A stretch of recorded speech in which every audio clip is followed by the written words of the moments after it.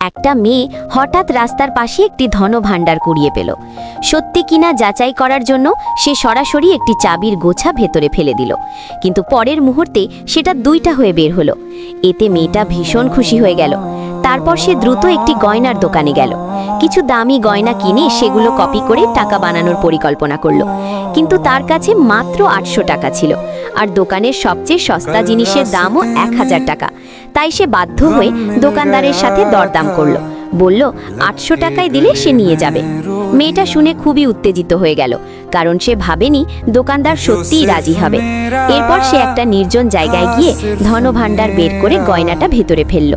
পরের মুহূর্তেই ঠিক একই রকম ১০টা তৈরি হয়ে গেল। এতে সে খুব খুশি হয়ে গেল। তারপর দ্রুত আরেকটি গয়নার দোকানে গিয়ে সবগুলো একসাথে বিক্রি করে দিল। চোখের পলকেই সে ৮০০০ টাকা কামিয়ে ফেলল। আরও বেশি টাকা আয়ের জন্য সে সোজা সোনার দোকানে গেল এবং ৮০০০ টাকা দিয়ে ১০ গ্রাম সোনার বার কিনল। কিন্তু যখন সে ধনভাণ্ডারে সোনার বার ফেলার সাথে সাথেই সেটা আবার গায়েব হয়ে গেল। জাদুর হাড়ির পরের পার্টটি দেখতে চাইলে চ্যানেলটি সাবস্ক্রাইব করে রাখুন। ভিডিওটি কেমন হয়েছে কমেন্ট করতে ভুলবেন না। ধন্যবাদ।